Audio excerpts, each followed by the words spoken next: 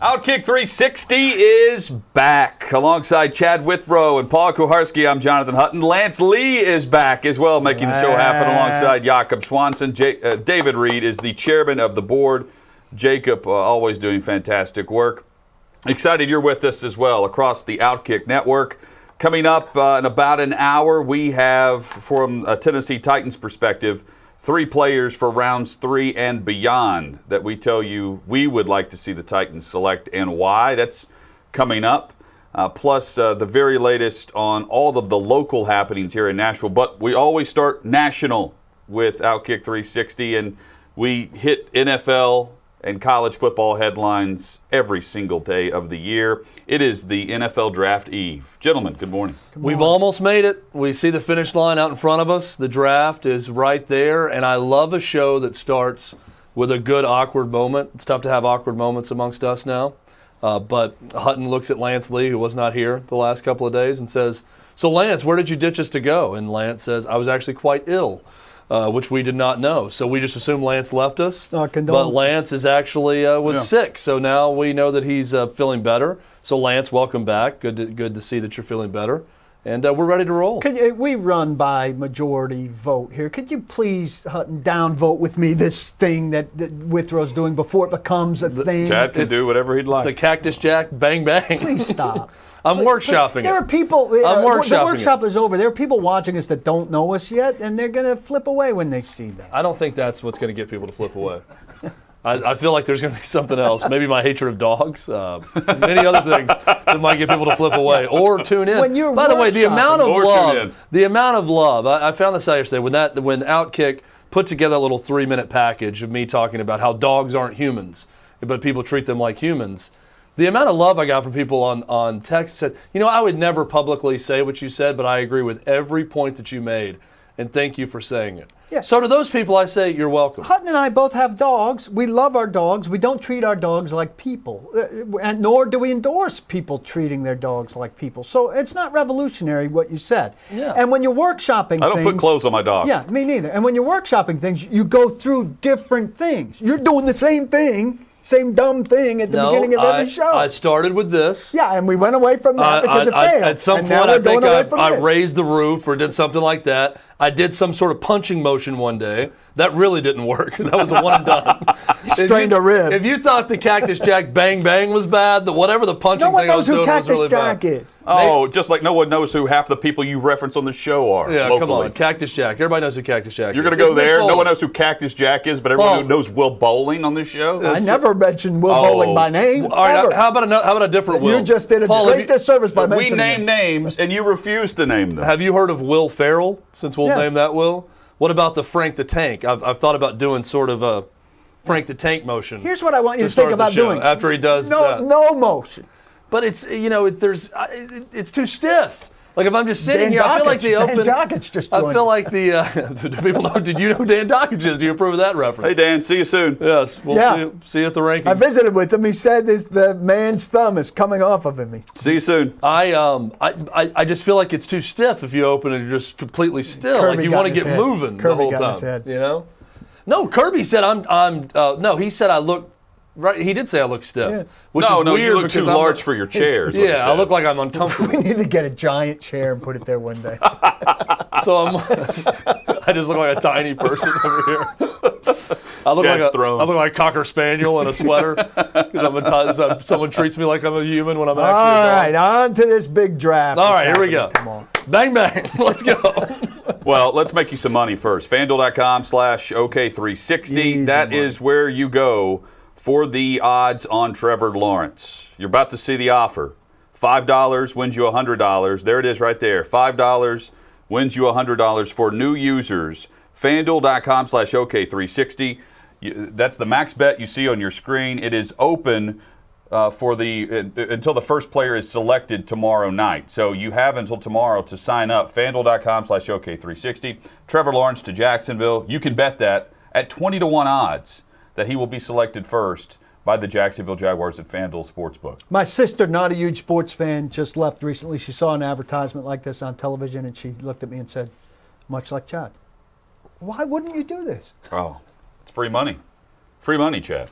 I just don't. Again, I'm looking right now at where you need to go to do it, and I'm thinking if you haven't done it yet, I don't understand how you would not have done it, especially seeing that Trevor Lawrence is going to be the number one pick. Yeah, this is not there like are few Dustin Johnson certainties, missing the cut. There are almost no certainties in sports betting, right? That's the fun of it. You don't know what's going to happen. That's why we love sports. We all know that Trevor Lawrence is going to be drafted number one overall, and FanDuel is giving you an opportunity to say what we know is going to happen and win $100 by doing that. It's free money. Do it. Do it. I like free cash. Bang, bang. Primary complaint. That's our new coming up in segue. 20 minutes. Look what I've done. The opt-out year. We're going to see several players throughout this draft who haven't played since 2019. And we know Chad's approach to this, which is they would be off the board. It's a hard line approach draft for sure. room. If you opted out last year for college football, you're not on the board this year. But what this first round would be off my board for a first round pick. I would consider it in later rounds, given the potential of the player. Yeah, off the board for the first round. But Paul, if there's one or two teams that feel that way, that the trump card goes to a player that they've seen on film recently, or that they have a medical evaluation on, or that they've laid eyes on recently to know that they're healthy and that they've played, could these good players, first round quality, fall to teams that are already very deep and very good? Yeah, I hadn't thought of it this way. Last night I visited with Blake Bedingfield, our friend who was a scout for the Titans for 19 years and was 6 years a college scouting director in the NFL. And he picked a team like Buffalo, and said, here's a team that doesn't have a lot of roster holes. I don't know where they're drafting in the 20s, late 20s, right? They can afford to take a guy who opted out and didn't get that last year of polish, progress, assessment on where his career is heading, and give him that year. Draft him, have the patience for him, take advantage of the fact that because he didn't play that last year, he didn't get drafted probably where he should have or would have, and be the huge beneficiary of getting a guy who in a natural year might have been drafted 8th, 10th, 12th. And so in a way, playing the long game, the rich get richer. And you might have to take a guy who's really maybe a little bit less of a player because you've got more body of work and more confidence, and you're really worried about not busting as a lesser team who needs help, whereas a Buffalo, a better team, can take not the chance so much as the time for a guy who sat out to give him that extra year to develop and be a little bit more patient. And are we going to see in 2 or 3 years a big payoff for some of these teams that had a better roster and could afford to make this move? I hadn't thought of it this way, but it could really pan out in a way that benefits some of these good teams. Not even good teams, maybe a team with multiple first-round picks, Jacksonville, others. Right, yeah. Well, and I'm curious, though, because my hardline approach on this is not going to be the same as most NFL teams. There's going to be some that may feel the same way, but I'm curious how many teams, because to get that player from an 8 to 12 range where they should be, to penalize them to go deep in the first round, late in the first round, because they set out this year, there's got to be a number of teams that think like I'm thinking with guys who opted out of the season, and I just don't know if that's the case. I'll give you a good example of this. Cincinnati at number 5. Who are the two guys that Cincinnati, seems like they're picking between? Penei Sewell, Jamar Chase. I can't think of a more Bengals dilemma than picking between two guys who didn't want to play football last year, that made a business decision, opted out, and decided to sit out last season, whatever the reason was. And again, Paul, you said this. You look into that reason, all that. Great. But that seems like a very Bengals decision to have. You're picking between two guys who left their team and didn't play football. To be fair to Sewell, this past year, his conference didn't want to play football for a while. That's true. So he it's not all in your hands. He may have been left. Well, they ended up playing. Yeah, he could have come back and played. So that part was in his hand. But I'm just curious if there's any other teams out there. I mean, I doubt it, right? Like it's easy for me to say this, and this is absolutely what I believe and how I would go about it if I was an NFL GM. But I think Cincinnati's probably not feeling that way. I know some other teams, maybe at the top of the draft, don't feel the same way as me. You got to take it case by case with certain guys. But I think for the first round alone, it's not a stretch to say, let's just cross those guys off the list, because there's plenty of other good players wherever you're drafted in the first round that you could go to. And again, I think on the case by case, there's some legitimate family concerns in some instances. And there are probably some guys who said, hey, man, I cannot play, or I can work on my 40. I can assure that I'm not getting hurt. Major business decisions and maybe some laziness factoring in. Here's another thing that Blake said that I think is really significant. From a scouting perspective, a college kid who's playing football, you know where he is on a day-to-day basis, right? Coaching staff knows he's got to be in at 7, 8 in the morning, whatever, either at football complex or at a class, and you know where he is. And a student advisor, a counselor knows where he is. Somebody on the coaching staff knows where he is. I'm not into the babysitting aspect, and that's part of why I'm not as big a college football guy. If he opted out, you don't know where he was. You know who knows where he is? His agent and his agent's people, if he's hired an agent at that early stage, and I presume most of them have. And you know who's not going to tell you the truth necessarily if he's not been in good places every night, Presumably he's working out, right? But a workout, even if you're going crazy, is what? 4 hours of your day? 5 hours of your day? Then what's the rest of your day contain? And who's giving you the scoop on that? The scout doesn't know the guy at 24-hour fitness or at D1 or at the gym the way he knows the secretary, janitor, whatever on campus. It's a whole different place, right, out of the scouting circle. And you have much less of a feel for what the guy who opted out was doing on a daily basis for the last football season. Well, you can look at them. I mean, they've had pro days. Right. Well, these guys have gone and worked out. Teams have been able to see them. It's not about the fitness so much as about what kind of decisions is he making and what's he into. Well, I think the biggest part about the decisions he's been making is the fitness. If they look like a different person, they're a step slower, they put on weight, they've lost a lot of weight, they just don't look the same, then you know they've been up to something. You can be fit during the day and doing all the right things and living the life at night, surrounding yourself with bad people. Well, this year I think it's all mixed together. I don't think that factors in if you opted out or if you played, because you're only having access to so many people at the university, and coaches lie. Case in point, Urban Meyer, telling the truth. You may not like the guy, but he's telling and giving honest answers on his approach as a head coach whenever NFL teams would come calling. Here's what he had to say. We're about to read this quote on the screen in just a moment. Here it is. Urban Meyer on being a, quote, source for NFL teams as a college head coach. This through Adam Schefter's podcast. Most of the time, that person is going to do everything they can to protect the player. I used to do that. I'm tied into that player. That's my guy for 4 years. That's like a family member to me.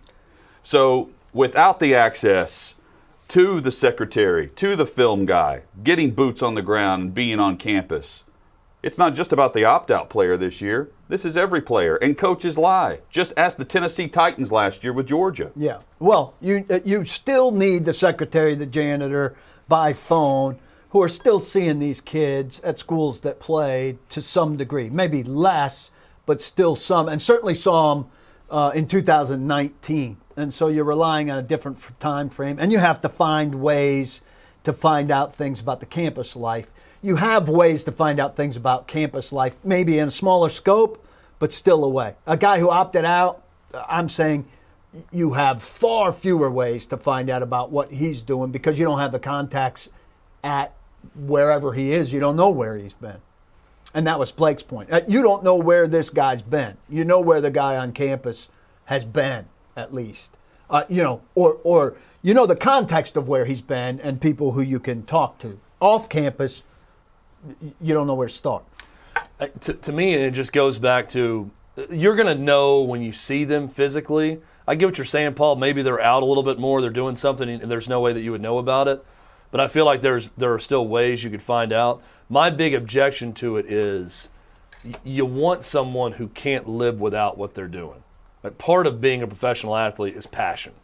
Is you have to do it, even if you weren't getting paid. The guys who say, and it sounds corny and cheesy now because everything we do is about money, which I get, whatever, business decision, all that, great.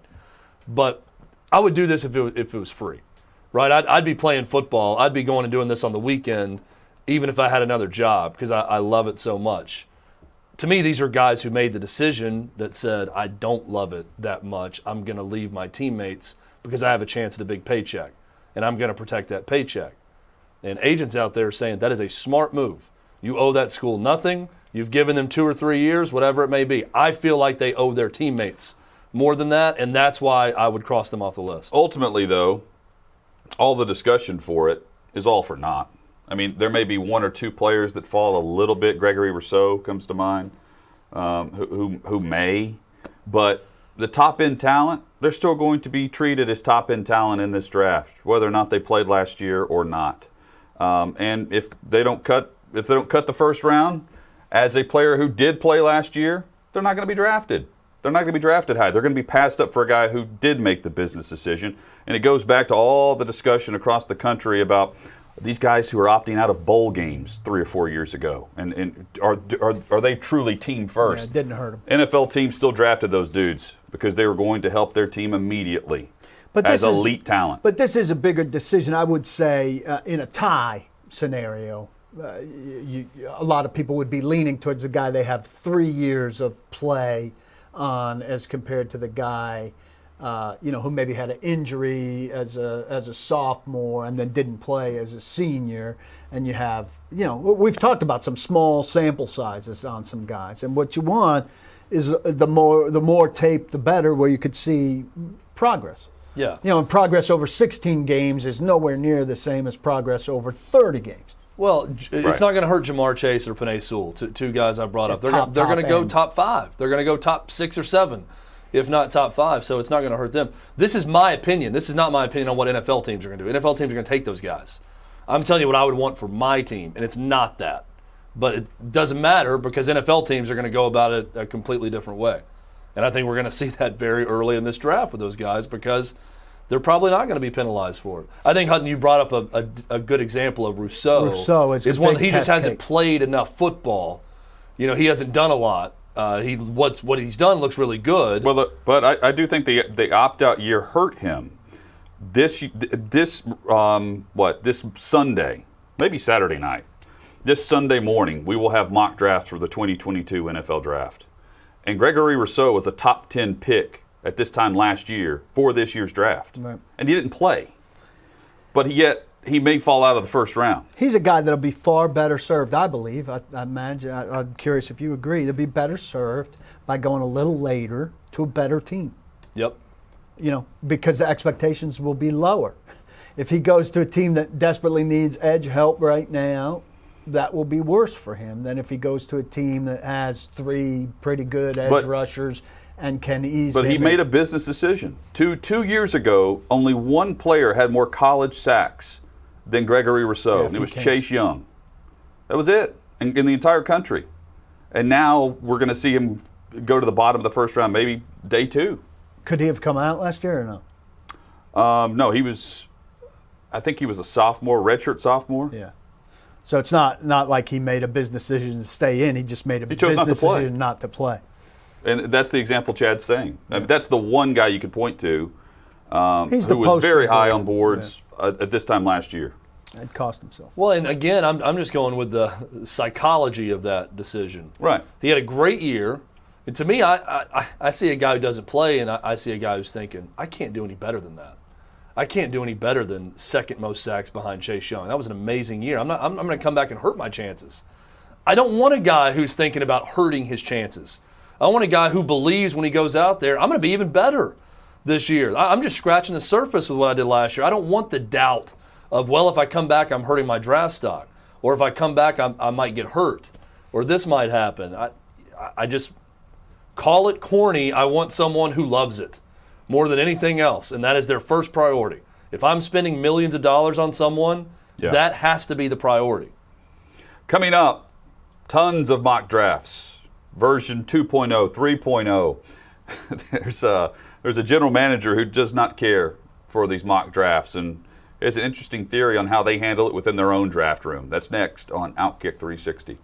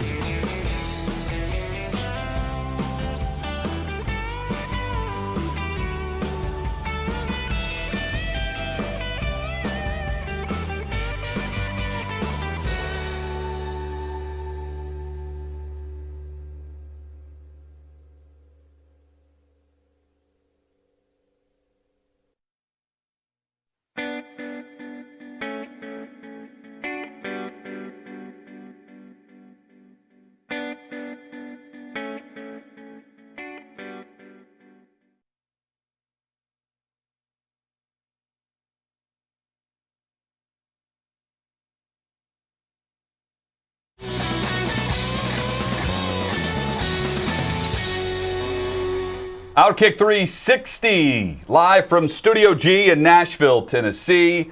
The Blackbird Studios and theblackbirdacademy.com is where you can learn more information about where we sit in the entire 14,000 square foot rehearsal space and studio. And if you go to the website, you'll see everything you need to know. Theblackbirdacademy.com, where you can become a professional studio engineer, audio engineer. You can work on the road or in-house. Learn more about this great place right here in Music City. Theblackbirdacademy.com. Love being here at Blackbird Studio. Crew is all here today. So, Kevin Colbert of the Pittsburgh Steelers is not a fan of mock drafts, and he was asked if the Steelers do their own. And most teams do. They say it's part of their draft prep. They try to mock what's going to happen in front of them. And, of course, if you go on a Twitter timeline, Facebook, YouTube, wherever you're watching our show today, you'll see a mock draft somewhere. In fact, coming up later, we're going to give you 3 players for the Tennessee Titans for rounds 3 and beyond. Oh, look, there's one right now on my screen. I just rolled up on Twitter. There's a new mock draft out. Here's the Steelers' alternative approach to mock drafts. We don't care. We've never worried about what the folks in front of us will do. As we've told you guys, we used to do the mock drafts and it was a complete waste of time. What we've done now is we've done this for the last 12 years or so. We just mock ourselves, and we're picking first, and we're gonna pick a player. Okay, he's gone. We're picking second. Okay, he's gone. We're picking third. And when we're done with this process, and it'll take, the good part of the day on Wednesday, when we're done with that, we'll have 24 guys in an order that we would take them. And it's not necessarily the order you have on your board. So the order of the picks is set, and you just wait and watch. And as I said, the only decision you have to make is whether you're going to trade up or trade back. It doesn't matter what happens in front of you because you've already made that decision. So there's Kevin Colbert discussing mock drafts and how they approach it. So they just they put themselves in every single slot leading up to where they draft, which is 25 24. This year? 24. So they're leading all the way up to their pick, and then they have their pot of players, and who's left of that group they have rated, and they draft that player. I love it. I mean, it's so simple, and it makes so much sense. If we were first, what would we do? If we were second, what would we do? All the way down. Now we're at 24. All right. Here's what remains. What will we do? They're still mocking, though. They're still mocking a draft. Right, but they're not saying if we're drafting Jacksonville's third, first, and what do they do? But they're saying if we're drafting third, 2 players are off the board, which they're mocking in some way. Right. But so how are they determining that? Well, they're thinking of it from their own perspective instead of trying to predict what everybody else does. Based on their own needs. Right. And so wants. if we moved up to here. But isn't every team doing a big board? So like the Titans will go in with, there will be 22 players rated on their board, and if they truly go best player, they're going that same way. Yeah, but every other team presumably in the mock draft exercise is concerned with some degree with what everybody else is doing. And what he's saying is we found that to be fruitless. It's ineffective. And a waste of trying to predict. Right. But, and so that's an ingredient that we're not putting much time and energy into. This is where I'm a little bit confused because he is doing a mock draft. I get that he's doing it a different way. He's not looking at individual teams and what they're going to do. But if you put together a big board of 100 players and you simply say, we're going to go right down the list, and who's 25th on our list? Well, that's the projected guy because we're going straight. I mean, that's a mock draft. That's like a schoolyard mock draft with no needs on the board, roster limitations, teams in front of you. I'm putting the 50 best players down on paper, and I'm going to cross right through and say these are going before us. It is a mock, but the way he described it's a different way of doing it. Every team is the Pittsburgh Steelers ahead of them. Yes. It's not the Titans ahead of them or the Colts ahead of them. And he said it doesn't necessarily fall as they sort things out in a thing that takes all day today. He said Wednesday means today. Well, it doesn't necessarily fall exactly according to their board because they're playing out a scenario where maybe something has a wrinkle that they don't see in just the list that's on their board. Then that's even more of a mock draft. And also, if they're just picking based on the Pittsburgh Steelers' needs with every pick and how we would do it, that's stupid. That's makes no sense. I can understand just saying I don't believe in mock drafts. We stop doing them because they're pointless. Here's our list of our 100 best players, and we're going to see which one's the highest one on the list that fits a need and draft them. But I'm just confused by what he's describing saying. his big board. Is he picking? Because he's saying I'm picking what the Steelers would have done with all those picks. Well, that's even dumber because then you're just looking at your own needs and you're not thinking about quarterback No, but I think or other spots. if you get there, well, they're picking value. Well, even teams without They're picking quarterbacks, the Steelers aren't going to draft a quarterback, we don't think. No, they could. Okay, but let's say You're saying first round? yes. So First round. Kansas City Chiefs, they're not going to draft a quarterback right now. They got quarterbacks on their big board. They're ranking every player in the draft, so they're going to have quarterbacks on that big board when they're looking at it. Right, but so they do that exercise and they set the quarterbacks aside and they don't take them. Or they get to a certain point and they say, at this point we would have to take them. Or, okay, here we'd make a call to X, Y, and Z and have a flow chart. I think for the Steelers, it's interesting. You get to a certain point and you say, okay, here we would have to go chase this guy because the way we're shaped and what we need, this guy's too valuable at 15 for us not to pursue if he were available here. All right, how about 3 spots later? All right, how about, I don't know. I think it's just an interesting way to think about it. Well, if they don't do mocks for other teams, how do they know who to trade up in front of? Well, I think not doing mocks is different than they have to predict. I'm sure they have a tight, they have a team-by-team thing, and they know who wants what. But he's acting like it's a complete waste of time to try to predict what other teams are going to do. Well, not to predict. If you're trying to get ahead of the Titans for a linebacker, and you're picking at 24 and they're at 22, you need to get to at least 21 or 20 with Chicago to do I'm sure they have a board that has Titans and what they need and who they anticipate they like and stuff. That doesn't mean they do a mock draft to play out how they think it's going to go because they found that not to be an effective way to determine. I think that this guy sounds a lot like Kyle Shanahan saying, I don't know if Jimmy Garoppolo is going to be alive on Sunday or if he's going to be on the roster. We don't know if anyone on the planet. This guy's got a far more advanced This guy's at least giving us a reason to show up on Thursday. But here's the thing. If you don't like mocks and they're a waste of time, end it there.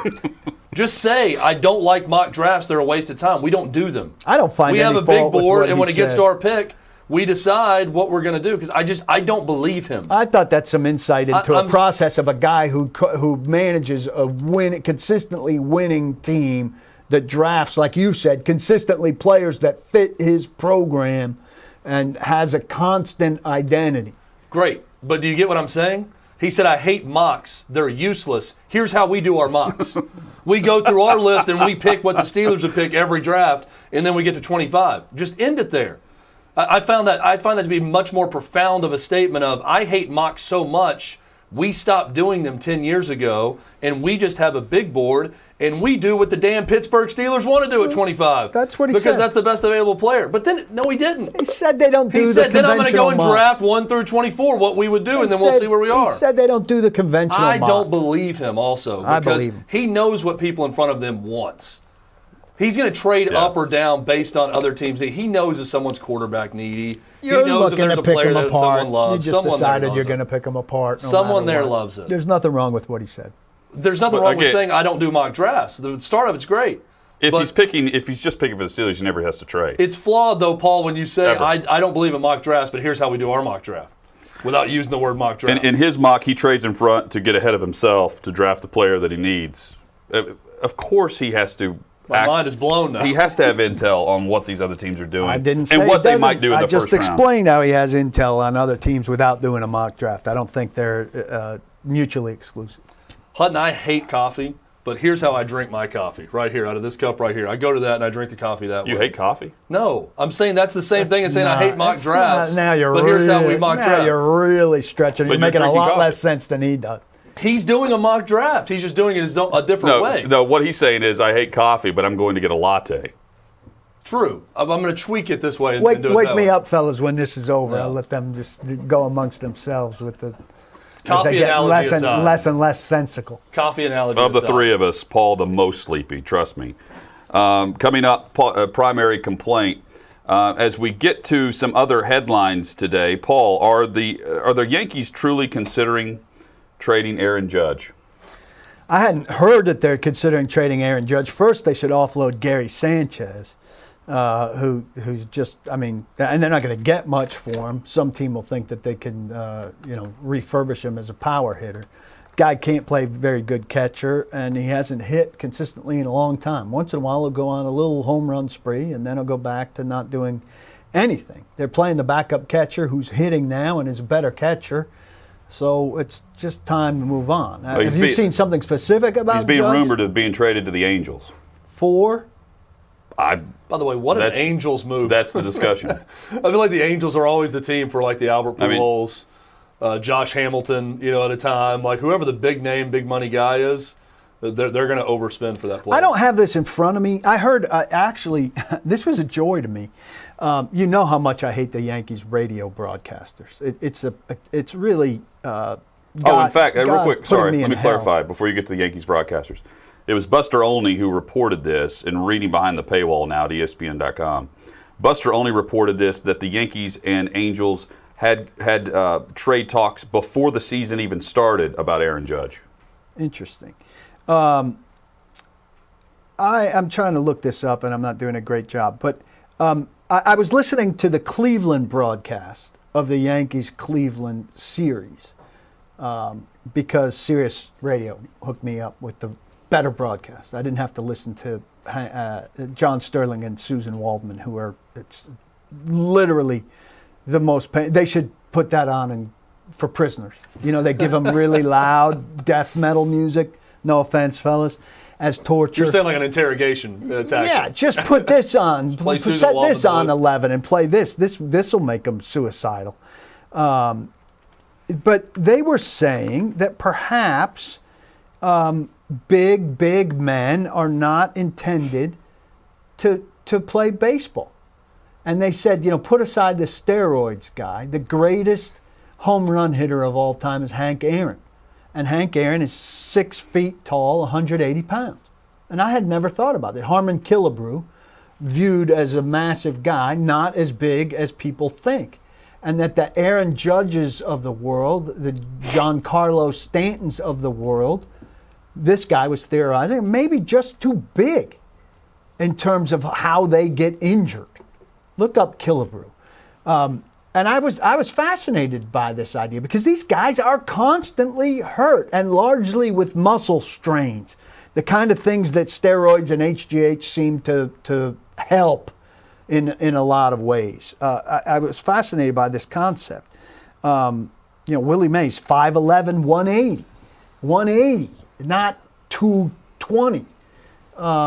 And I don't know. I don't know what you get for Aaron Judge right now. He's coming up to contract pay time. That's what scares me about him. I love him now on the Yankees. And he wants 10 years, $300 million. I'll take it. I don't know if you can pay the guy 10 years, $300 million. Then are you trading him? It's all about availability. I need to know what I'm getting back for him. You can't. You have to get something for him if you're not paying him that, because someone else will. No, I know. So it's all about what you get back. If you give me a good enough package about it, I'd think about it. So I'm opening up a possible wormhole here, but when you talk about big guys, you can't talk about that in baseball. They're talking about steroids being a contributing factor to injury with some of these big guys. Because the most durable player of all time was 6'4", 230. That's Cal Ripken Jr. And no one was saying he's too big, right? He was a huge shortstop for his time. Then he moved to third base. He was big for his position. He wasn't a home run hitter.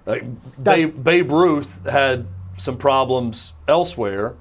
I think it's Babe Ruth was 6'2", 215. I mean, I see what the I'm talking about guys unwinding. I see what the announcers are with saying. the big that swings. The bigger you get, the more pounding your body takes just being on your feet.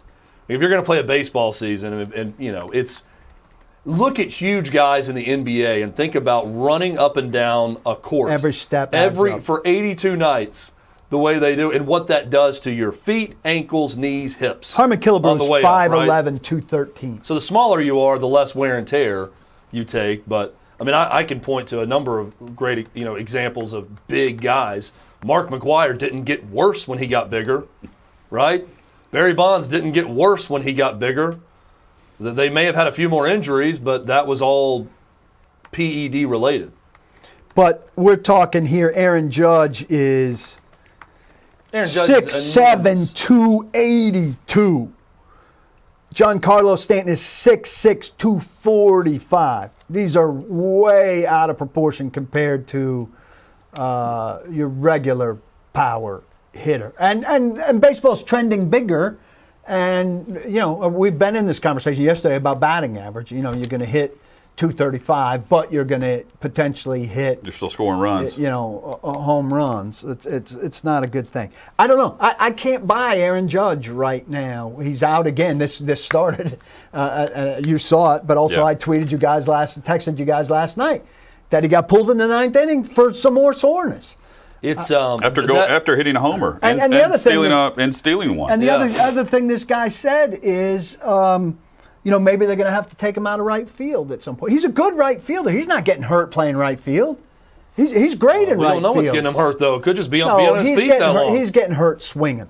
It's all upper. What was the latest body lower twisting injury soreness? thing. Lower body soreness, right? This latest, he got pulled for lower body soreness. Yeah, but I don't think any of it's running and fielding. It's all got to do with the torque of hitting. Well, here's the fear I have for a guy like Aaron Judge, who should be an absolute superstar in baseball. Two words that I fear and I see all the time in the NBA that could ruin him and ruin baseball: load management.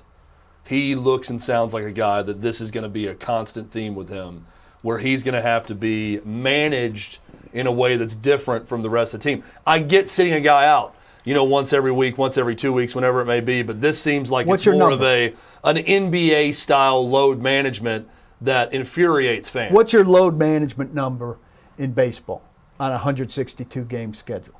I mean, I think you sit once every 2 or 3 weeks if you're an everyday So how many position games? player. Yeah, 140, 145. Yeah. I could live with the guy playing 140, 145. But also, you know, He's not on that pace, though. if you're scheduling that 140, 145 and you're on a tear or the team's in a slump, you know, you need the at-bats when you need the at-bats.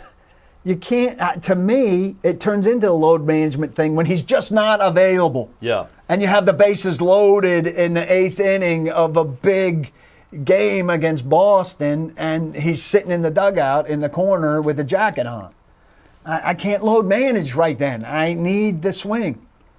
Primary complaint is next on OutKick 360. We'll bring it. Golf clap this time, Paul. Is that better?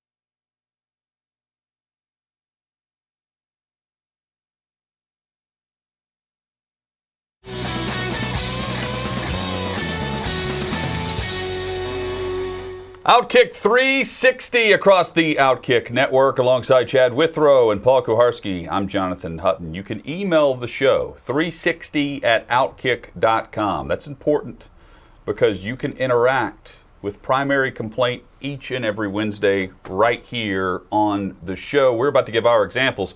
But Chad, for those in the future who want to complain about their big topic of the week, sports or non-sports, you can email that into us. Yeah, we're looking for as much show interaction from our viewers, our listeners as possible. And a way you can get involved in the show is simply email us 360@outkick.com. Do a little video on your phone, however you want to present it. You can even do a primary complaint while pointing the phone at something you're complaining about and talking about Interesting. it. Get creative with it, however you want to do it. If you don't want your face seen on this Milos show, Forman but over you there. want to be doing some sort of, if you want to get the right camera angles, and we're going to be talking cinematography on here, and you want to do some sort of Terrence Malick-like production, you can do all of that by simply emailing us 360@outkick.com. Let us know your primary complaint. We got one we're going to share with you today. We shared one last week also. But email us 360@outkick.com and we'll get those primary complaints in the cache and ready to show. It is time for this week's Primary Complaint.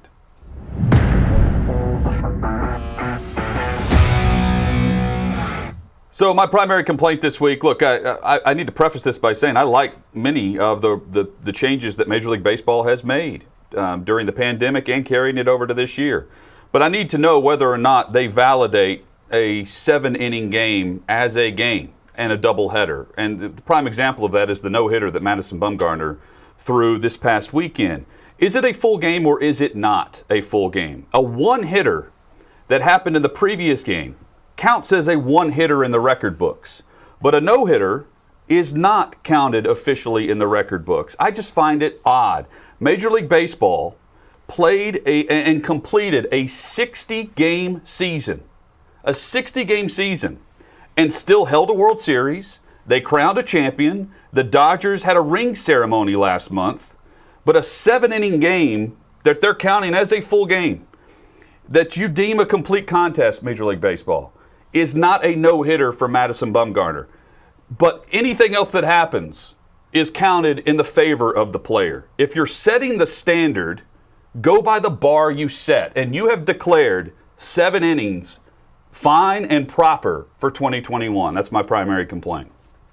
That's outstanding, and I agree with that. By the way, I if you're gonna reset the rules and reshape the rules, then an official game is an official game. It's really that simple. If you're going by this 7-inning deal and doubleheaders throughout, then that's an official game. What happens in it is an official game. See, I think it goes to show you a no-hitter is such a valuable thing. I agree. 7 innings doesn't cut it. So if 7 innings doesn't cut it for a no-hitter, then it doesn't cut it for a one-hitter. It doesn't cut it for a lot of Then things. You have 7 to innings call it doesn't a cut game. it for anything. Yeah, well, or a game. I would argue that, or you have to call But it Major an League Baseball's- abbreviated game. Major League Baseball is calling it a game, I a full game. get what you're saying. I think you have to call it an abbreviated game and make it known that things like no-hitters and it doesn't qualify. Well, I mean, I think it's a very slippery slope that Major League Baseball is sliding down with that, because is it half a win if you win with a runner on second to start extra innings? Because that's not the way they've always done it. That's not real baseball. They've invented this in the last year and a half. I don't like it. So And it's not even referencing a 2021 rule or a 2020 rule. It's referencing a rule from 1991 as to why his no-hitter did not go down to the record books as a no-hitter. What was the 91 rule? That you have to pitch at least 9 innings for the no-hitter. Because there's a rain shortened to game go or down. something? So the 7 innings doesn't count. That they're referencing that, but they just had a 60-game season where the Dodgers are celebrating and having a parade for a world championship. I don't know. That's validated. It's a mess. The whole thing's messy. So my primary complaint, and we've got visual evidence of this also, is something that's hanging in my garage right now. It's a weed eater. I really enjoy landscaping my own property. I like mowing the yard. I like the feeling of accomplishment, looking out at my yard that I own, and it looks good at the end of some work during the day. Here's what I hate, though, and it's my primary complaint this week. We're sending things to the moon right now as a country, and seemingly can't get a weed eater that works properly.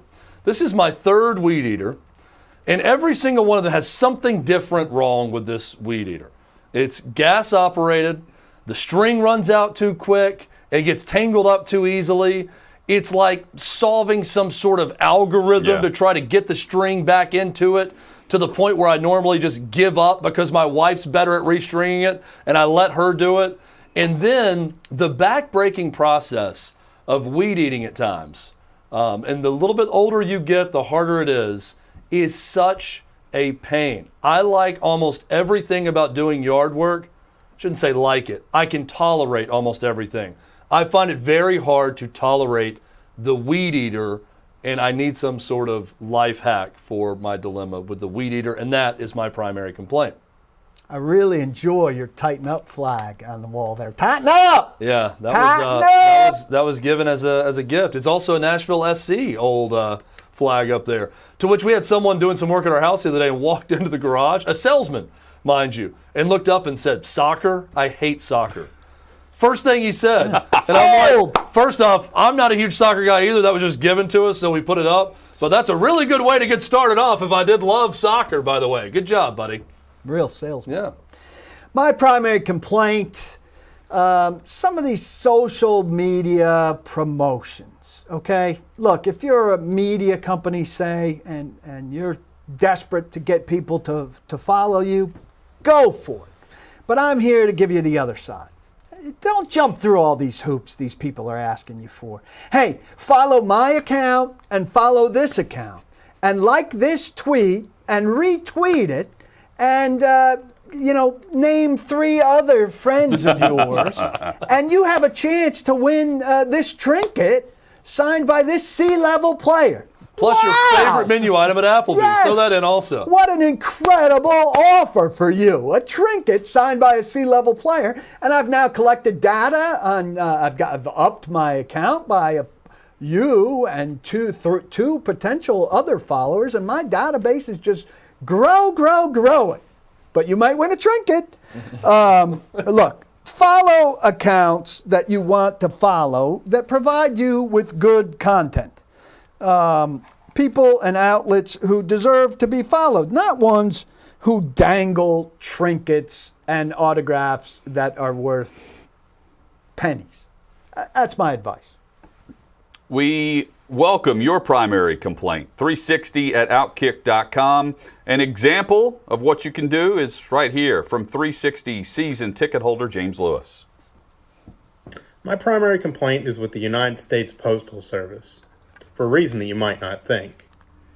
My family and I, we live in a new build subdivision in a house that we built back in 2019. Sometime that year, the Postal Service decided they were going to no longer deliver to personal mailboxes. Instead, we have CPU mailboxes that are like an apartment complex would have. They're located at our pool. That's fine. But here's the kicker. The Postal Service has been contracted by Amazon to deliver their packages. And where are those going? You guessed it, our doorstep. So the Postal Service can go and deliver a package to us from Amazon, but I have to go on a quest to go get my daily mail. Do better, USPS. That's my primary complaint. Wow, this is the first I have heard of this, where they won't even deliver to a mailbox any longer. I have heard of this thing where you have kind of that apartment complex mail center. And those are always, the actual mailbox for those things are always smaller than your mailbox. So you have to, that probably means he's going in half the time. And you're going daily, and if you've got a larger package. A big envelope or something, they're really stuffing it in there. I mean, it's an effort to save gas mileage of driving through the neighborhood. Make it easier for the postman. Make it easier for the door to door. He's making one stop. It definitely makes it easier to get to know your neighbors, right? Like you got to go to the pool house to go and. Hey, Fred, you want to go over to the mailbox? Checking out, Let's take these beers and go for a walk. Pool. Yeah. Man, that's tough. Amazon continues to get it done. They find a way. Amazon will deliver it right to your door, but you're walking to that pool house. You're walking by the outdoor grill to go to the neighborhood to get your mail. That's a good complaint. We want yours. Yes. So do please email us, as he did very well, 360 at OutKick.com. We'll do more than one. You want to give us a bunch, we'll find a way to get them in there. So keep them coming. Coming up, the latest from the Tennessee Power Hour. We'll keep it local. We'll talk Predators hockey as they are on the playoff push, right in the thick of it. And they have a little bit of rest here before hosting, the biggest regular season hockey game in how many years? Hosting Dallas, where the standings right there neck and neck with Dallas coming in after playing Tampa tomorrow night. We'll discuss all of that. We'll set up the standings going into Saturday. And then we preview and talk all things Titans and NFL draft. Straight ahead on OutKick 360.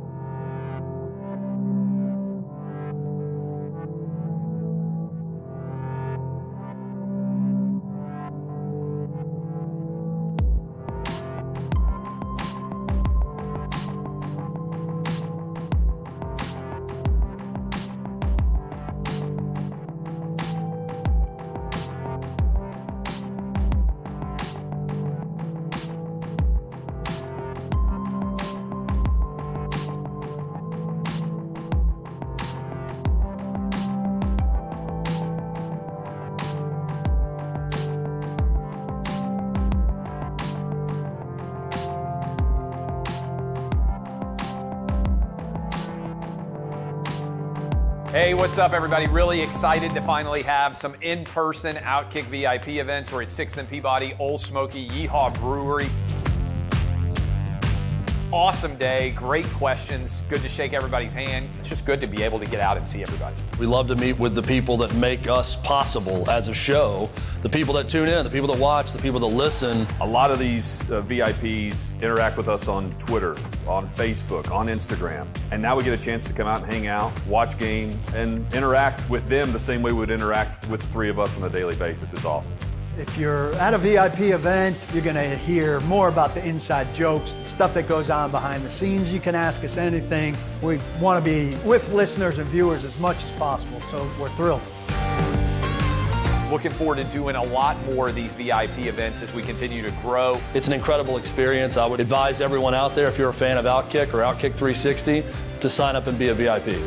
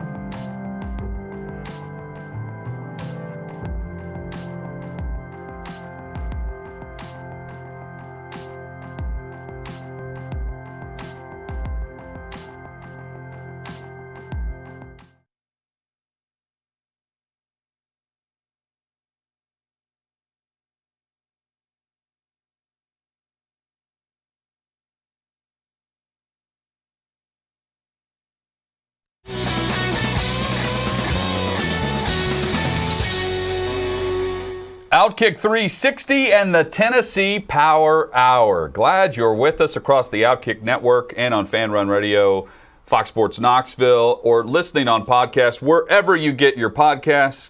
We hope you'll join us each and every day right here on 360. Alongside Chad Withrow and Paul Kuharsky, I'm Jonathan Hutton. FanDuel.com/OK360. Free money this week. Trevor Lawrence, he's going to be a Jacksonville Jaguar.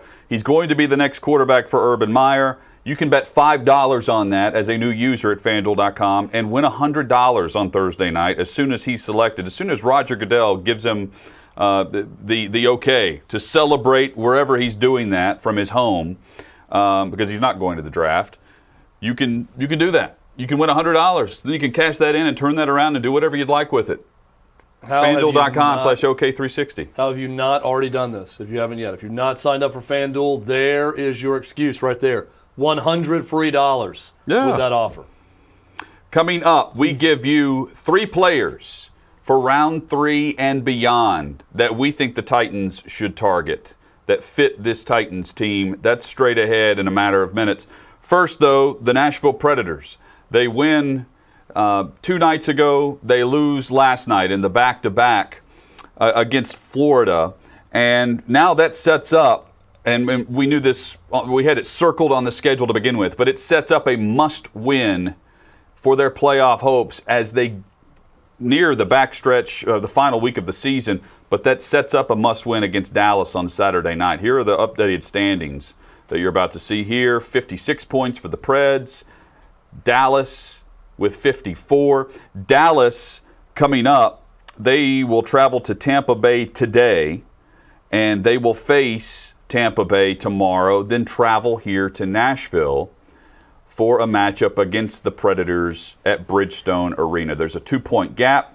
And there's a 2-game gap. Yeah, and the 2-game gap. So we could see a turn for the Preds with a win where after Saturday they're up by 4 points.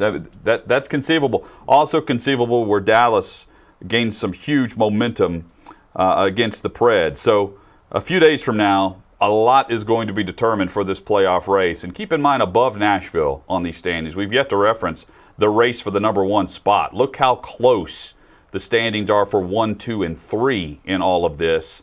And that's who Nashville and Dallas are currently facing or will be facing. So there's a lot to be earned in this playoff race as the Preds push for the postseason. Preds need it not to be Carolina at the top for sure. Well, Preds are going to get blasted by whoever anybody. they play in the first round because they can't play with these good teams. They just can't. Evidence last night. I mean, bottom line, they feasted on the worst teams, and they've not done well at all. They're right where they teams. belong in the standings. It's just a matter of whether they're above Dallas or below Dallas. So after tonight, it's 1 game in hand. This is one of the extra games for Dallas, so that's big. Preds need Tampa to be big in this game and do what Tampa does and beat worse teams, and that's beating Dallas. So they need some help tonight. The key thing is that back-to-back for Dallas to close out the season. This is what I keep staring at with both schedules. Saturday night's huge, head-to-head, for sure. Dallas and Nashville. But Chicago at the end of the season for Dallas. That's the one that I keep, that's sort of looming. That's why, Hutton, you mentioned it's almost a must-win. You need to treat it like a must-win. You need to treat it like a playoff game to win Saturday night. Because of Chicago to end the season for Dallas. Preds got really outplayed last night. Shots were way. Not really outplayed. It was 4-3 after 2. They played really well through 2. And then I stopped watching. They did not get outplayed. Well, I think they got outshot big time. I thought that the Panthers really brought it hard, and then they took control of the game in the third period. The Preds were up 4-3 for what the Panthers brought hard. What you watched, the Preds did the same thing on their end. Well, then you should be on them about a third period collapse comparable to the one that they had a week or 10 days ago. I mean, here's what the local media here and everyone's just stating the obvious about this team. They're saying and they're tweeting out, unless it's UC Soros carrying this team, that Nashville's not going very far. That's literally every team in the league on goaltending. It's like good quarterback play in the NFL. You got to have it, or you're not going to go very far. And when Soros doesn't have any help in front of him, and they give up these goals in consecutive order back to back, there's not much more he can do. You know, I like these screenshots I take. Jacob, if you could put up this one. So Another great example. they're 4-3 ahead. Now, but, Hutton and I were looking at this. This is just hockey. But, Chad, look at where this puck is, and look at the number of yellow jerseys around it. Tolvanen had a chance right a moment before this to clear that puck. But with this many yellow jerseys around this puck, I want it the hell out of there. Now, I understand it's hockey. It takes a bounce. You know, you're going to find Puck a luck. chance there. But this is where the downfall begins, and it goes 4-4 because the white team here finds a chance this is with where they fewer tie it. numbers to find this puck's way into Yeah. the net. Yeah. And things start to come apart. If I'm looking at this picture, though, what I'm expecting to happen is for the team in gold, as you love to call it, Chad, to find a way to get the puck the hell out of there. And they did not. Well, and I'm looking at the April 26th game. So shots on goal, 40-27 2 nights ago. Last night, 55-30. 55 outshot by 25 by the Panthers. Well, and the night before. That's exactly. Night Yeah, before he's was totally 40-27. combined, I'm saying. 95 combined shots. So what you're saying, Hutton, is true that every team's going to have to rely on good goal. Any goalie good play. team can be undone by poor goaltending. And any poor team Can can, be look elevated. great with a UC Soros playing like he's playing. Well, he played well Absolutely, last but- night and they gave up 7 goals. But the Preds are going to have to be better than giving up 95 shots on net defensively in back-to-back nights. Now they got some puck luck. You know, they got a little bit lucky the night before where they won 4-1. I can't say they were lucky. They won pretty easily, played very well. even though they got outshot 40-27. But last night, not Again, the that's case. Soros. Soros is carrying them, but that's stating the obvious. Yeah, but I mean, I also don't think it's Water is wet. But Soros played very well last night and they gave up 7 goals. So something's not matching up there. but also 55-30. Like, you're going to have to balance it out at some point. You can have 2 goalies playing great, get outshot by 13 like the night before, and win 4-1 because of UC Soros. You're going to eventually get pounded like they did last night when you're giving up 95 shots in 2 nights and getting outshot by 25. The Preds had 4 goals on 17 shots last night in the first 2 periods. That's why they're up 4-3. And eventually that tilted ice, puck's going to start falling in when you're constantly playing in your own zone the way the Preds were last night against Florida. That's what they have to figure out. It's going to take a little bit more than Soros to win in the playoffs, in that you're going to have to actually get the puck on the other side of the ice and keep it there for a little bit and not have it that out of whack. I let the good games do too much to sway me off the conclusion that I have reached but stray from too often. The standings that we looked at are very clear, right? Nashville's right where it belongs, either right above or right below Dallas. Mm-hmm. And that's it. There are 3 very good teams, 1 good, 2 middling teams, and 3 bad teams. And the playoffs are going to shake out and show us exactly that. So if they're in, they're going to get 4, 5, maybe 6 more games. And that's going to be that. But the win is against David Poyle, set his sights on Dallas and the way they're constructed as a rival. So you What's think it's going a on. winning season Dallas if was they the beat Dallas was Dallas? the first huge sign of cracks in the armor for the Preds, right? They go all the way to the Stanley Cup final. They get bounced in 7 by a really good Winnipeg team the next year. And then they look like the team who didn't want it as badly against Dallas in the first round in a 6-game series loss the following year. From that point on, going back to that Winter Classic, they got trounced by Dallas. That's been the measuring stick. So the win this season is beating Dallas to get that final spot. Even That's the win. They're not going any further. That's the win this year. Is it's beating not a rival. very satisfying Paul, to just you be can back harp there. on the 6 goals. I think he stopped 47 of the 51 shots 7th last was night. empty netter. But my point on Soros is, even after the 7 goals last night, he still, in his last 21 games, is averaging, allowing on average less than 2 goals per game. Oh, no, that's how good he's been. He's been terrific. That's winning hockey. That's terrific. winning hockey.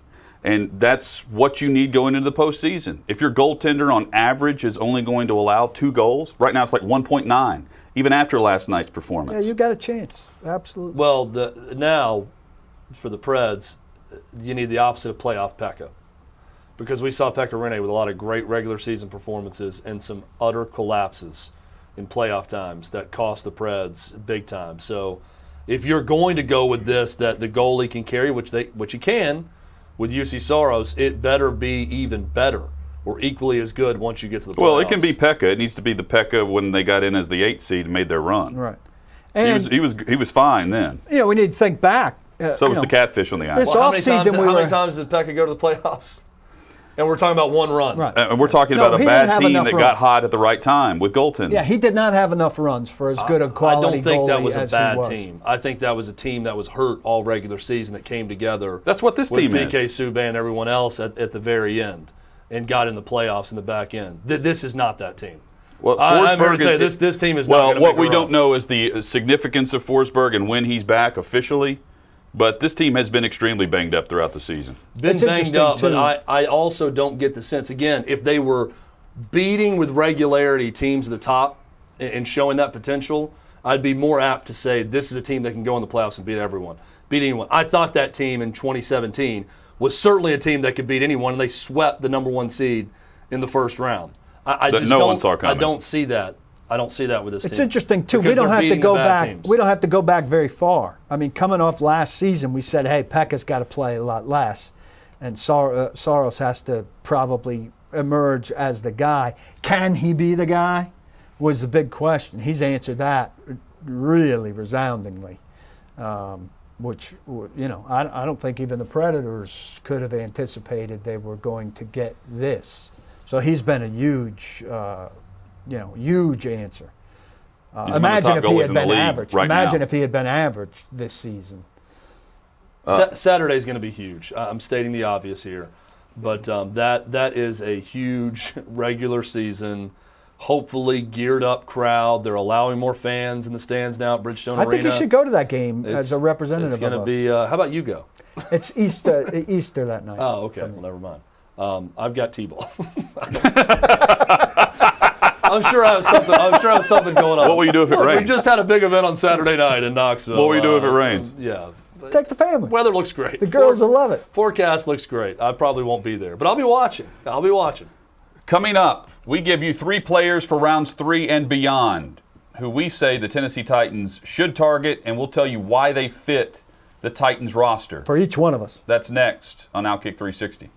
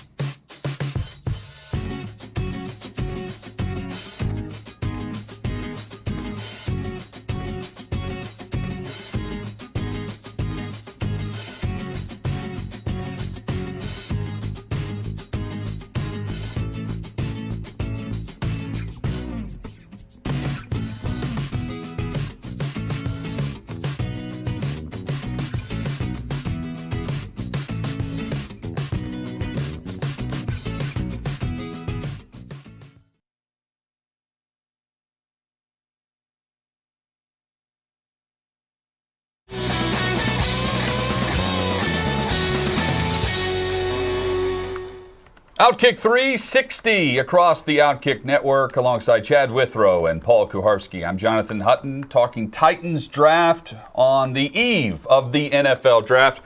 Titans round 1, they picked 22 overall on Thursday night, but after that, they'll still have 8 picks as it sits right now for the Titans Thursday, Friday, and Saturday combined. They'll have 9 total selections, and each and every year, we give you 3 players for the Titans for rounds 3 and beyond. And we address some needs, some holes, some wants, and just overall talent for this team and why we think they will be a fit. There have been some hits in this exercise in the past and some just near misses. Near misses. He hit Jonnu Smith, which was a big one in the year that I wanted George Kittle.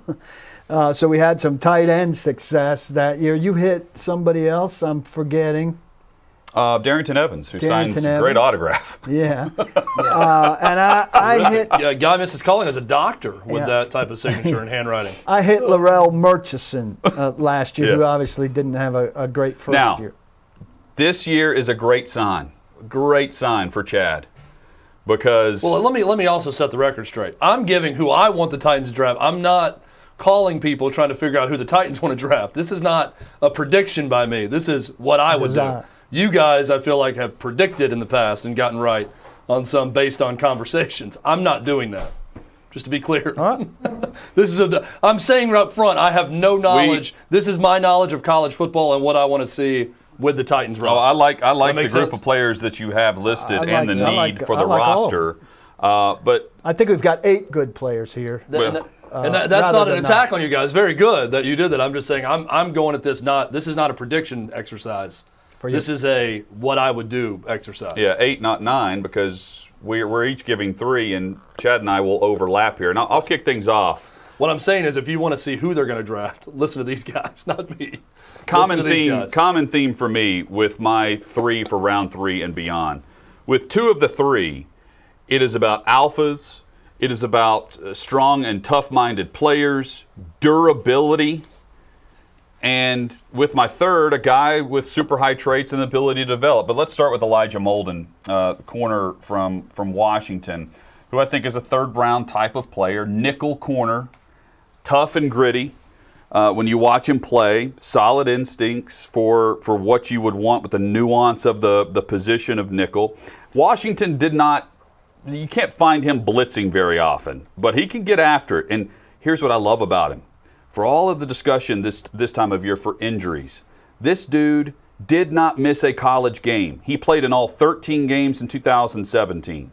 He played in all 14 games in 2018. All games 2019, and then all games last year.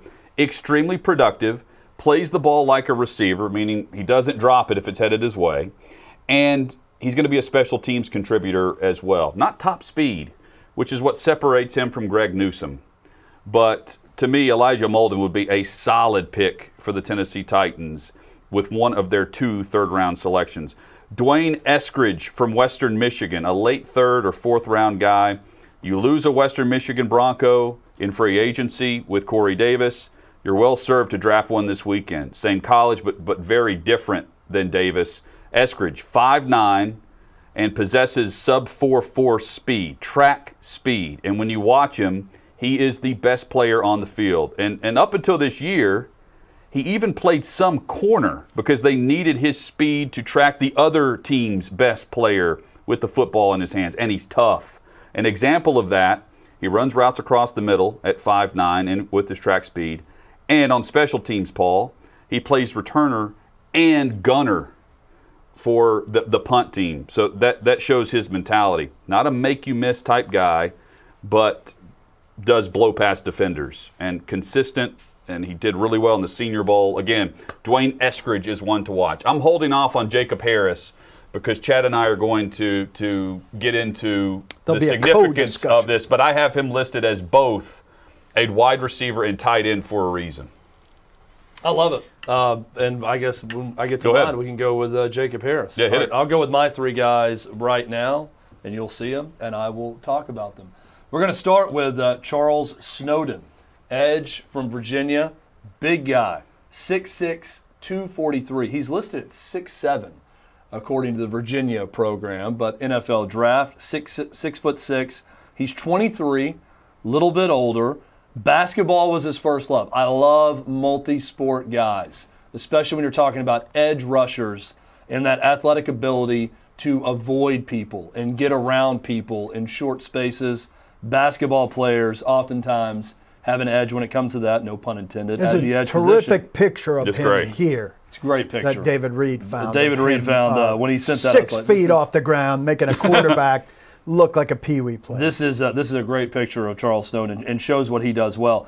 He's not a heavy guy, not a huge anchor. He looks like a basketball player at times on the field, but Looks like one there. Yeah, can affect the game in different ways. Good in pass coverage also. In a short season, only 8 games in 2020, he had 10 tackles for loss, 6 sacks.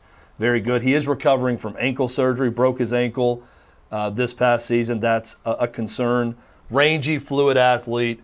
Needs some more mass, though, would be the big thing with Snowden. I like him in that third to fourth round range for the Titans. Next, I'll go to one that both Jonathan Hutton and I both put down. Let's get into him. And we did not check on any of this with each other.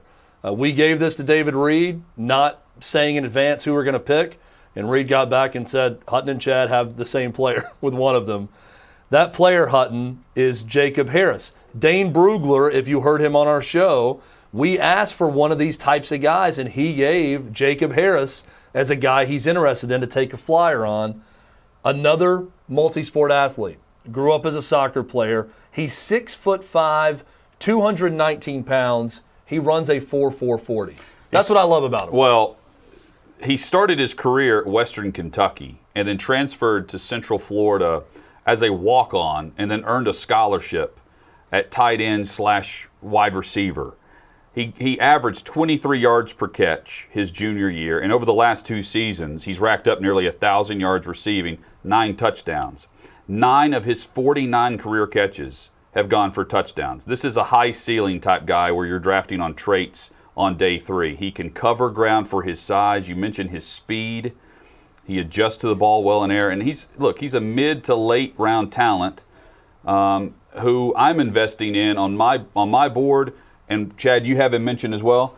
And I'm investing in him because he's not some scrub quarterback or a special teams player. This is a guy with a high ceiling but is not refined in any one specific area whatsoever. If I were a GM, he's someone I would want to target with one of my 5 picks on day 3.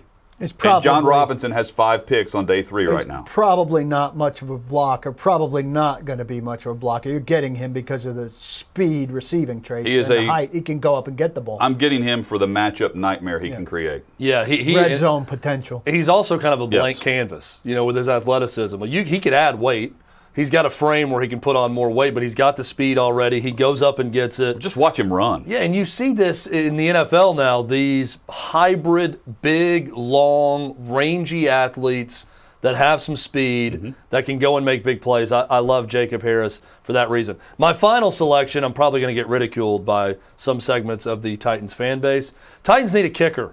I'm not comfortable with their kicking situation right now. If you're going to take a flyer on Cole McDonald in a 7th round out of Hawaii, why not take a flyer on a guy who could be a 10 to 15-year kicker and a very good one for your team in the 7th round? I want the Titans at that 7th round pick, I'm getting specific here, in the 7th round to take Riley Patterson from Memphis. Why? Pretty local, first off. He's from the state. He kicked at Memphis. Steven Gostkowski kicked at Memphis also. There's been some good kicking lineage from that school. He had a better junior year than senior year. He's 23 for 25 as a junior. This is the stat I love. 6 for 6 from kicks in the 40s that year. This past year, he had a long of 56, so he's got a good leg. Only 70% as a senior. I'm going to give him a little bit of a pass. If you look across a lot of kicking statistics, kickers had a weird year. It was a weird year in 2020, shortened year.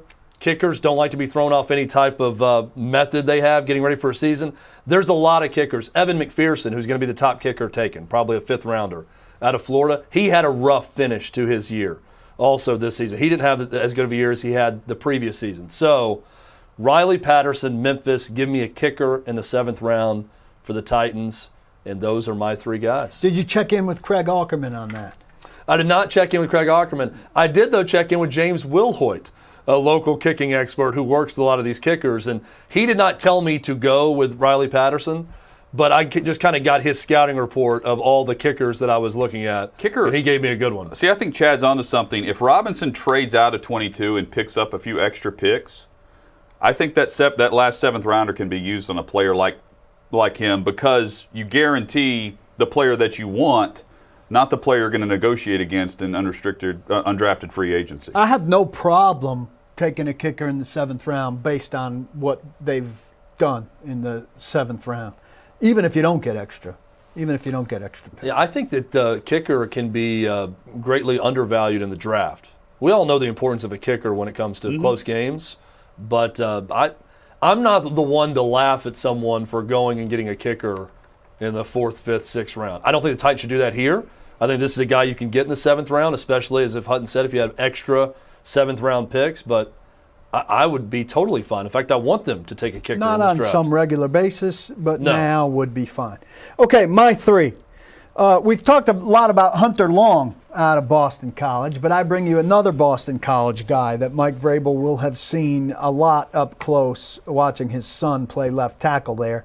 Isaiah McDuffie, inside linebacker. This is a position the Titans have to touch on sooner or later, because Rashaan Evans is about to not get his 5th-year option exercised for next year, and Jayon Brown is going to be a free agent again next year. 3-year starter, very good play recognition, son of a coach, high motor guy, high energy guy, which is something you like from that position in the middle of your defense.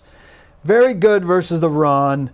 Room to improve and develop against the pass, something he can do this year when he's not being counted on to start, but then a potential starter in a year. Needs better discipline, but he has that high motor. He's going to be a special teamer right out of the gate, inside linebacker depth.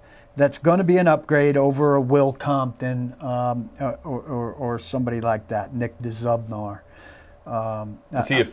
Could he be a potential replacement for Rashaan Evans? I think conceivably he could be a replacement for one of those 2 guys, depending on how he develops. Yeah, probably more so for Evans because he's more of a run guy than for Brown. What round do you see him, Paul? 4th, 5th. Okay. So that's David Long territory. Yeah, conceivably. Okay. And I'm not sold on Long entirely, and I want some options. Well, Long is supposed well. I expect David Long to be better than what he's been so far. Yeah, room and for development if you're drafting Isaiah McDuffie with the same type of expectation, that's okay for that area of the draft. Yeah, and you're going to need 2 of those guys next year anyway. One can start, one can back up, and one could be sub package. Yeah. Wide receiver Mike Strawn, though it looks like it should be pronounced Strachan.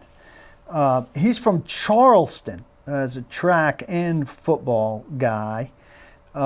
This is the small school guy I'm picking for John Robinson, who likes guys who produce. He likes productive guys. This guy was a productive guy at a small school. 6'5", 226 pounds, and ran a 4.5. 18.4 yards a catch, 27 touchdowns in his career. Needs route development, but he's got body control and he knows how to track the ball. Here's one downside. He will be 24 years old at the start of the NFL season. That scares you a little bit. But you're getting a mature guy who's produced against his level of competition. He's a 6th or 7th round guy. He's probably got the eye of some other teams. All of these guys are going to be on other people's list. Intriguing to me as the 2nd receiver you would choose in this draft. Yep. I think I like that pick. Probably not unlike your tight end in terms of the traits. Same thing. And, Strawn is interesting because he's from the Bahamas. And then went to high school in Virginia, ends up at Charleston. Is this the Charleston in West Virginia? This is not College of Charleston, right? This is the one This that's is in Charleston. I think it's the Charleston that's West in Virginia. Yeah, West Virginia. Yeah. But 6'5", 226. At Again, 4'5". like this speaks the Titans language to me for the second wide receiver, because in this case, Paul, the first guy taken, you're saying could be in the first round, second round, Right. and you're getting more of the gadget, for lack of a better term, the gadget guy, the Kadarius Toney type player. This is the offset of that. This to is give you some options on the and this outside. is the guy that puts Nick Westbrook-Akina Yeah. potentially where Nick Westbrook-Akina belongs. Yep. Not second on the depth chart. On the practice squad? Third, Washington cornerback Keith Taylor, 6'2", 187, 4'5", This guy has a major deficiency on his resume. 0 interceptions. But this is why I think he's a guy you could be interested in. He turns and runs well. He needs to get stronger. But his other statistical stuff is pretty good. Quarterbacks completed, this is in Brugler's statistical thing, 43.4% of the balls thrown against him. And he gave up only 2 touchdowns. So the interception sounds to me like a weird hole, right? And you look at the kid and think, hey, he can play pretty well. He just, for whatever, probably dropped some, didn't have opportunities. Guys don't catch the ball against him. Washington had a good secondary. Yeah. And they so got after it. he's probably undervalued because people look at the interceptions and say, hey, this guy doesn't get any takeaways. But these other numbers indicate that he covered pretty well. 43 games, 19 starts. That's a lot of games to go without an interception. So I think he probably falls because of that. But like you said, part of a good secondary. He's playing with Elijah Molden. Yeah. And so I think could be a value there. He's 4th, 5th round type. I don't know that I'd want him to be the primary quarterback that they come out of this draft with, but we'll have to see how things fall. So he's my third guy. Well, we all agree on where depth is needed and some impact players that we feel like can fill the depth void at corner, at wide receiver, how you can get creative with a few of these guys. And in Chad's case, you're getting a depth on the pass rush element of this as well, with players with high traits. I contemplated 3 or 4 other guys. Me too. And other positions, quite frankly. But I settled on some players that I felt like could rotate in fairly soon compared to some other positions where they lack a little bit. I had another big wide receiver. I'm going to mention one other guy. Simi Fehoko from Stanford. You nailed it. 6'3", 222, 4'4", So a buddy of mine sent on our podcast of OutKick 360, you can play it, I guess anyone can play any podcast, in like a slow-mo. It's like half speed. And someone sent all 3 of us, and what it sounds like, half speed, it sounds like we're wasted talking, but it sounds like we're putting on an Sounds like that. That's exactly what Paul sounded like trying to pronounce. See me, say it again, Fehoko. The thing is that my That was phonetic great. notation was poorly written, is what it was. Simi Fehoko, Stanford, another big play guy. That was the guy I was torn between him and the Bahamas guy. But I narrowed it down probably from 10 to my 3. I really like this exercise. I think we've been doing it probably for 4 years. I like it because there's a chance to hit and look smart, but also because it gives you 3 guys that your ears perk up when their name gets called, or when their name doesn't really get called at this stage of the draft, or when you see them come across the ticker. And then we text each other, hey, there's your guy. Your guy went to the Falcons. Well, and I knew I was going to go with these 3 positions all along, but there were different guys I was looking at each position. But we had a good variation of position in this. Hutton and I both had the same tight end / wide receiver. I went edge, kicker. Paul, you went inside linebacker, corner, wide receiver. Hutton, you went DB also, right? I went corner, wide receiver, and then a wide out hybrid type guy. So my 2 wide outs in my draft, and I think 2 wide receivers is the right number.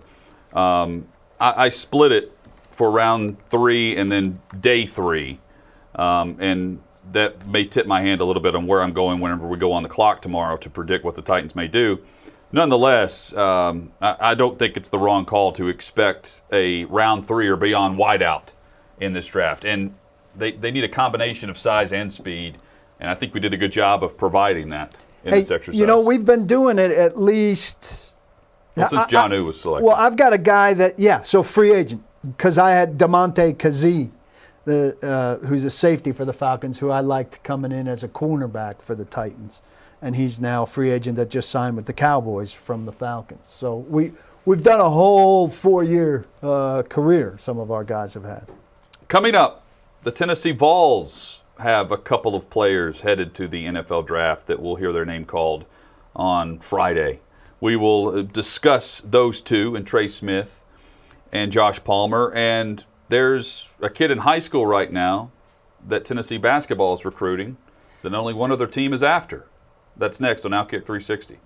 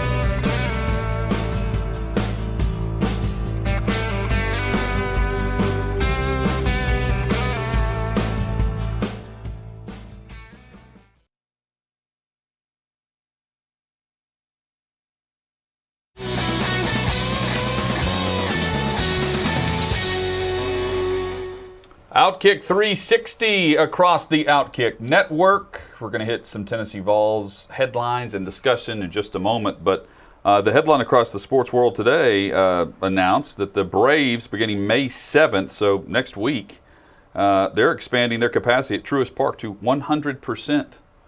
So, Chad, your Bravos will be hosting the Withrows soon. Will people turn out? Maybe. They'll turn out. They'll turn out for a good weekend series down in Atlanta. Will they turn out to watch this team? They'll turn out. They'll turn out. For a one-hitter over 14 innings?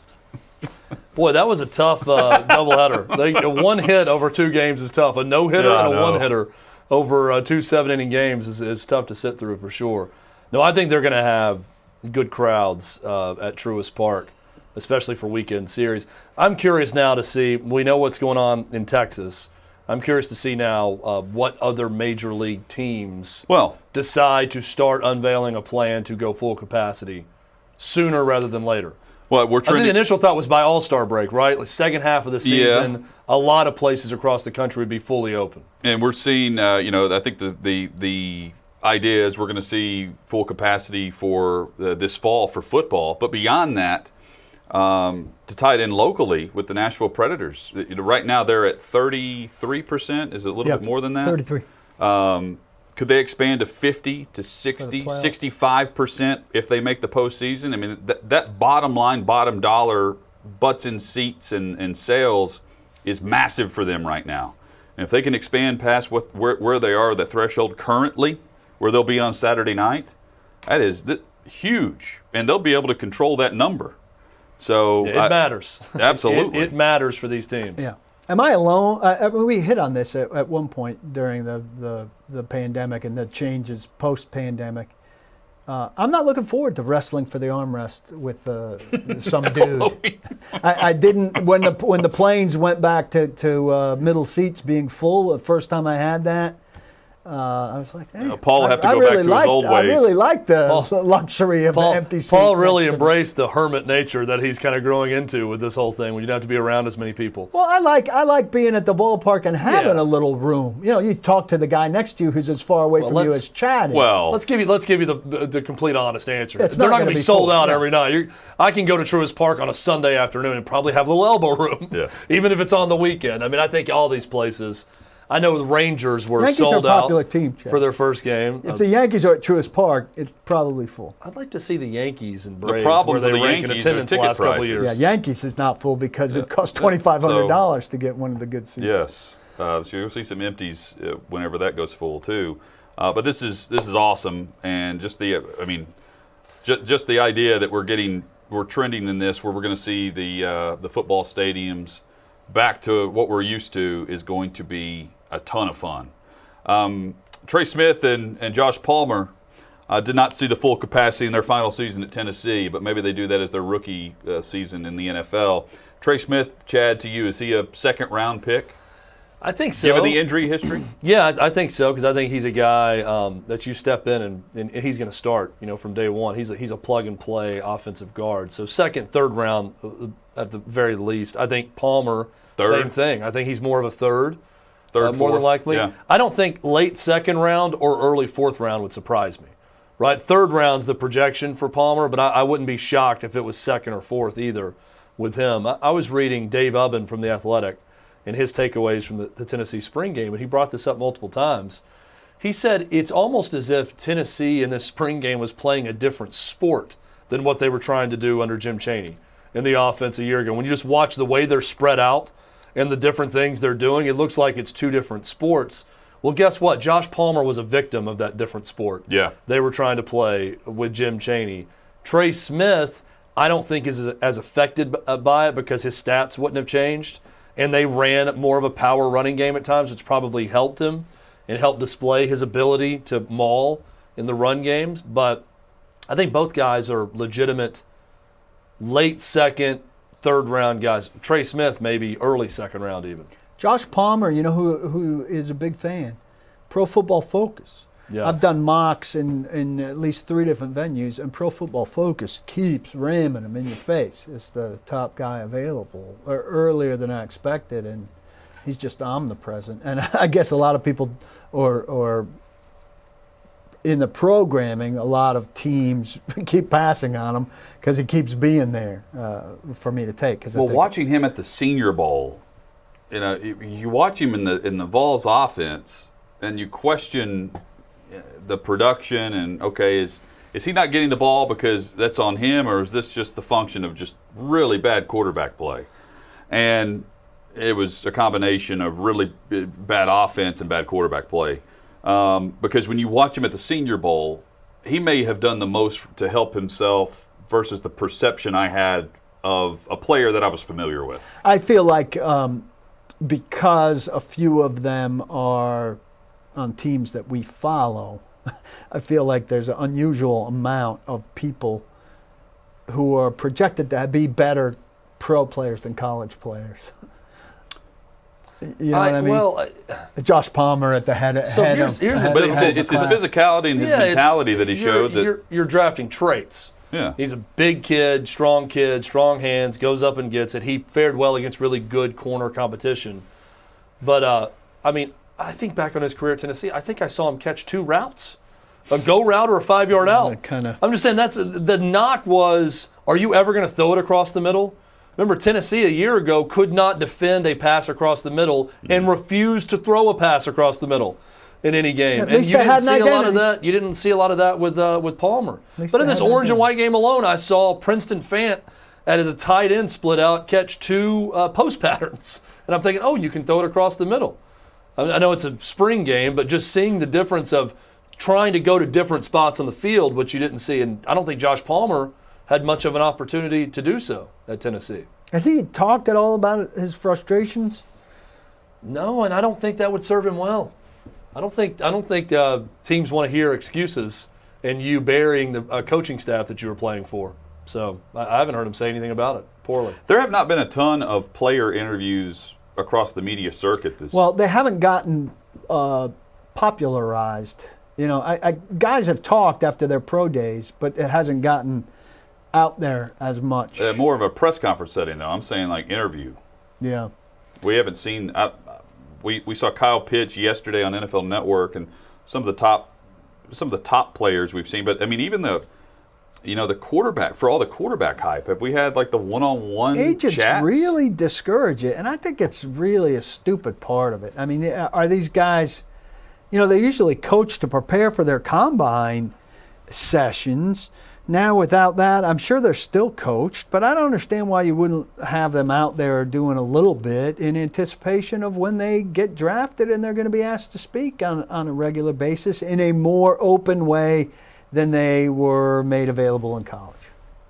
Again, the Atlanta Braves with the quote saying, with vaccinations across the Southeast increasing, Truist Park being an outdoor venue and health and safety protocols in place, we are set to resume normal seating capacity. They were at 50%, I believe, Chad, as of April 1st. I don't know if they've increased that over the month or not. But it was 50% April 1st. Now they're going to 100% on May 7th. You've heard a lot of players, too, and watching the Braves most nights. I've heard them talking with the players after the game. They didn't realize how big the fans were. A year ago, they went into it saying, well, we grew up playing in front of no one. It's not going to be that big of a deal or that big of a difference. We'll just go about our business. And they got used to it as that fanless season went on, that shortened season. But all of them if you hear and see quotes from them, we now realize, boy, it's great, even if it's half capacity, if it's 30%, whatever, to have some buzz, to have some energy in the ballpark again is terrific. Now you don't realize how much you missed it until you miss it. Right, and then you have it back. Now if you have a big, beautiful Saturday afternoon near capacity, it'll really be a delight for these guys, I would think. And for the fans. It's in a decent, it'll be May. There's still a ton of season to be played, but it'll be against the Phillies. Yeah. Which is off to the same type of start that the Braves are off to right now. Yeah, there's only one team in the NL East that has a winning record, and that's the Mets right now. And that the Braves are now a game under 500. But they were a game and a half. The Braves were 10-12 and a game and a half out of first, I think, going into last night. So how they a lot of baseball to be played. A lot of baseball.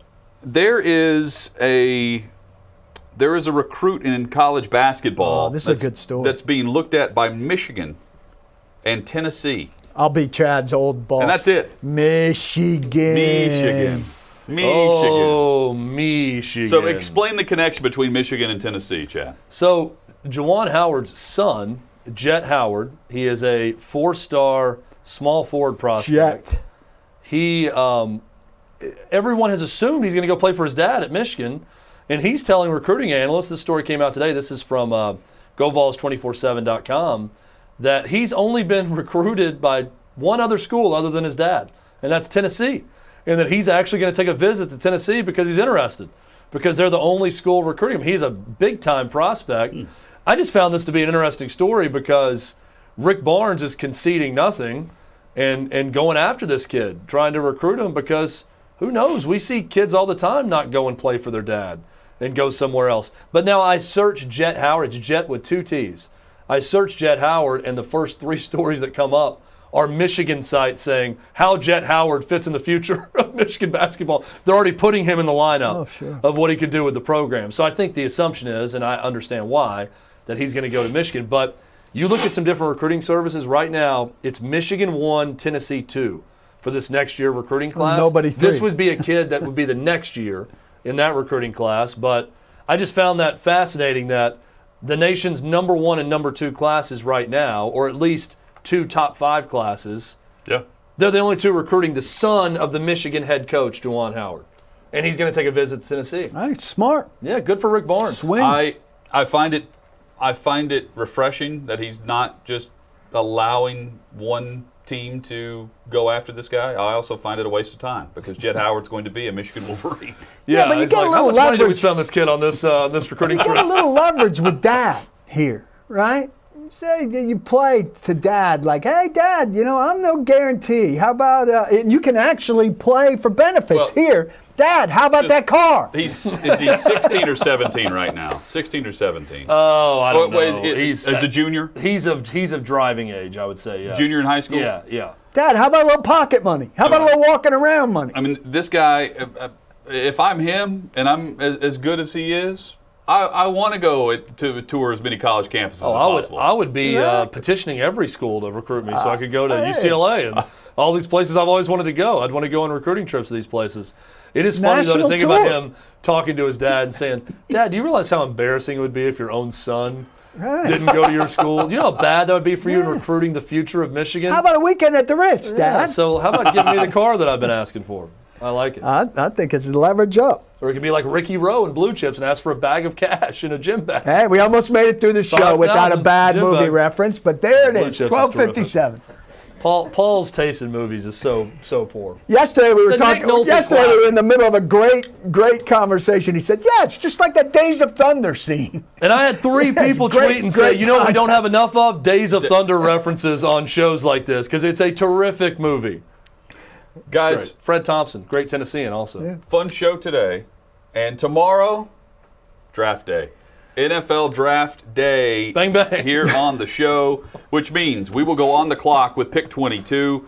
We'll give our prediction on what the coming Titans apart. will do if they stick and pick at 22. And also our annual exercise of who we don't want the Titans to yes. select. Yeah, we got to avoid unanimity on this. Who we don't want. Let's take Tevin Jenkins off the board. See, we all don't want him. I think you and I, Paul, should just grant access to Chad on this. Yeah, but you should have 2. You Chad- can have him Chad and should somebody have. else. He should give the speech of Jenkins. Or just any position. I can just give you a position that I wouldn't. It could be him. It could be Eichenberg. It could be anyone at that spot. Well, Eichenberg's gone, as you've said. He's a Colt. I'll come ready. I'll come ready with something. More than maybe tomorrow. him, maybe someone else, but I'll come On ready. the clock at 22, we'll give you all the draft odds through FanDuel. It's going to be a lot of fun. Lot of fun. Starting at 11 a.m. Central, noon Eastern. All of the latest NFL headlines as we gear up for the 2021 NFL Draft on OutKick 360.